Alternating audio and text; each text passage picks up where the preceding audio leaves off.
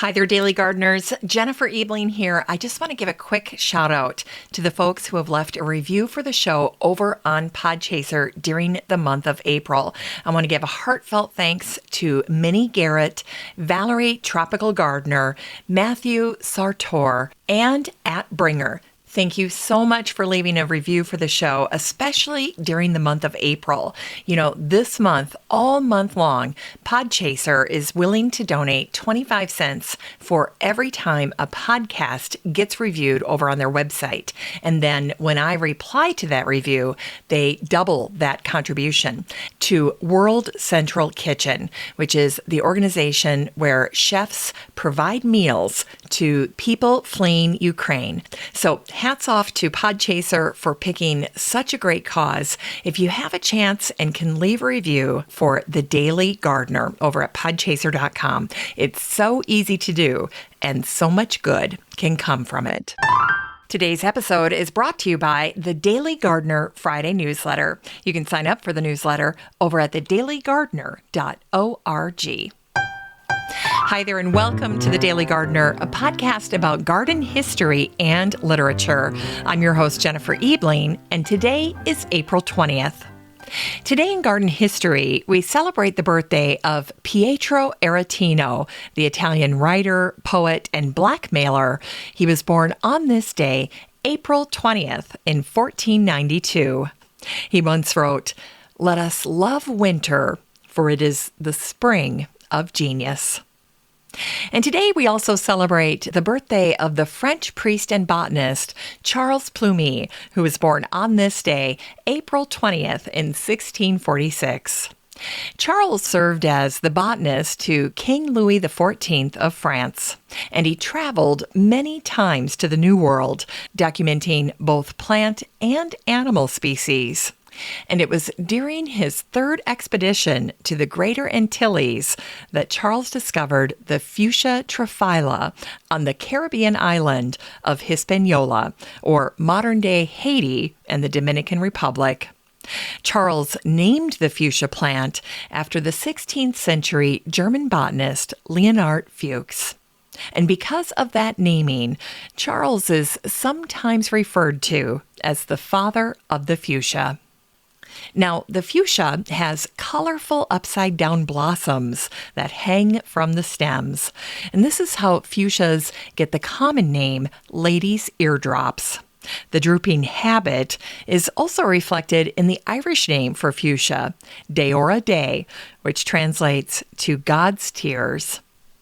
Now, in addition to the fuchsia, Charles named the begonia after Michel Begon, who was the governor of the French Antilles for 3 years.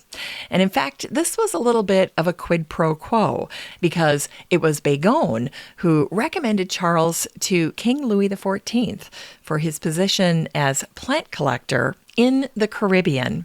And then the naming of the magnolia was in recognition of the great French botanist Pierre Magnol, the botanist who introduced the concept of plant families. Now, Carl Linnaeus and his wife were both Charles Plumy fans. In fact, they used his artwork to make wallpaper for their home. Today, Charles is remembered in the genus Plumeria. A tropical plant, the Plumeria grows in shrubs and trees, and it's sometimes called by its common name, Frangipani. This is because an Italian marquis named Frangipani used Plumeria blossoms to create a perfume, and that perfume was used to scent gloves during the 16th century.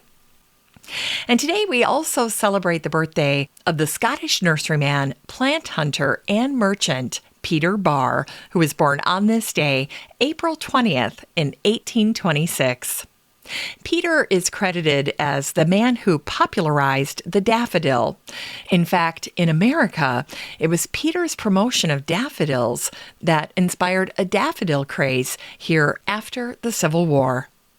Now, over his lifetime, Peter bred over 2 million daffodils in his Surrey nursery, and that earned him the moniker the Daffodil King. During his 70s, Peter gave the nursery to his sons so he could go out and travel the world in search of daffodils in both Asia and South America. And after 7 years of searching, Peter finally retired.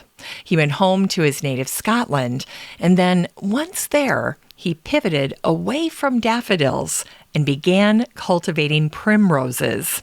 In fact, 2 years before his death in 1909, Peter famously mused, "I wonder who will plant my grave with primroses."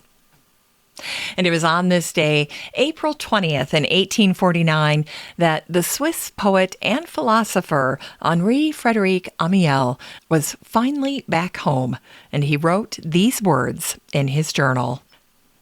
"It is 6 years today since I last left Geneva.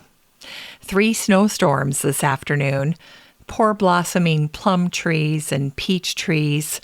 What a difference from 6 years ago, when the cherry trees, adorned in their green spring dress and laden with their bridal flowers, smiled at my departure along the boudoir fields, and the lilacs of Burgundy threw great gusts of perfume into my face." It's time to grow that garden library with today's book, Flavors from the Garden by William Boyce Weaver. This book came out in 2021, and the subtitle is Heirloom Vegetable Recipes from Roughwood.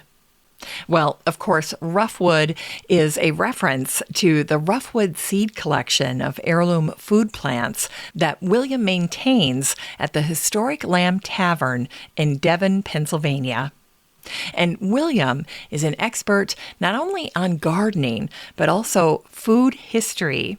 And he is a 4-time winner of the prestigious Julia Child Cookbook Award. Now, what I first noticed about this book is the gorgeous cover, which features a simple yellow plate that has a marvelous tomato salad on it. And then that is set on an old table that has been painted and patinaed with a very light teal. And so it's a very captivating cover. And now, what is really wonderful about anything that William does is that he is creating recipes that are really all about plants. And so in this book, you will find 80 seasonal recipes, everything from fresh salads and stir fries to soups and wonderful baked goods. Now, William has arranged this book to follow the seasons, so that's wonderful because you can just dive into the chapter that reflects the season that you're currently in, and then head on out to the garden, and then pick the produce that you're going to need to make these wonderful dishes that include things like saffron corn soup. There's a ramp pesto. So if you're looking to make a new pesto, wild harvest ramps are perfect for pesto. So keep that in mind if you have ramps growing wild near you or in your garden. And then there is a wonderful lemon pie. We could have used that at our Easter celebration this past weekend. And then there are 77 additional recipes. Now, 2 things I always think of when I see a book by William Boyce Weaver is heirloom gardening, so heirloom vegetables, and herbs. And you'll find both of those featured in this cookbook. This book is 208 pages of 80 recipes that take vegetables from the garden to the kitchen and to your table. You can get a copy of Flavors from the Garden by William Boyce Weaver and support the show using the Amazon link in today's show notes for around $24. Finally, we end today's show with a celebration of the birthday of the American botanist, artist, and naturalist who was also known as the flower hunter, William Bartram. He was born on this day, April 20th in 1739. The son of the Quaker botanist John Bartram, William, or Billy, as he was known to his family, was the first American to pursue a life devoted to the study of nature. Now, in his heart, William was more of an artist, and his nature art ended up becoming widely acclaimed. But before all of that, his father John was worried that his son Billy would end up as a starving artist. And so he attempted many times to steer William toward other more lucrative endeavors. But ultimately, John came around and he recognized William's talent, and he and William went on their final adventure together in Florida. And so, while John collected the plant specimens, William sketched and wrote. And it was during this trip that John and William came upon a unique tree, a tree that John named the Franklin tree, after his dear friend, Benjamin Franklin. Now, the botanical name for the tree is Franklinia alatamaha, and if you're working with student gardeners, this is a fun one to teach them. Just break it down for them into smaller parts, alatamaha, and then put that together, Franklinia alatamaha. Well, this particular discovery became a bit of a legacy for William Bartram because he returned to the spot later in life where his father and he had discovered this tree.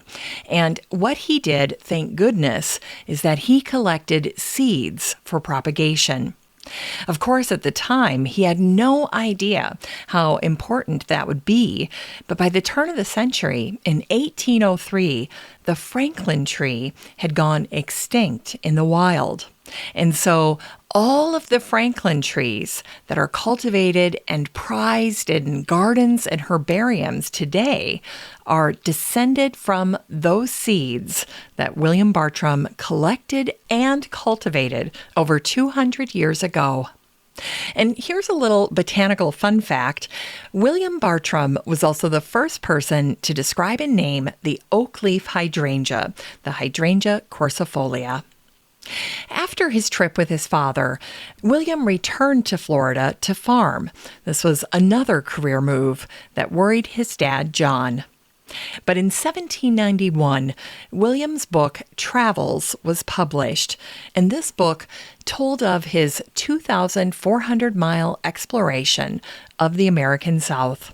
And Travels became an immediate sensation in Europe, where people were over-the-moon curious about the flora and fauna of the New World.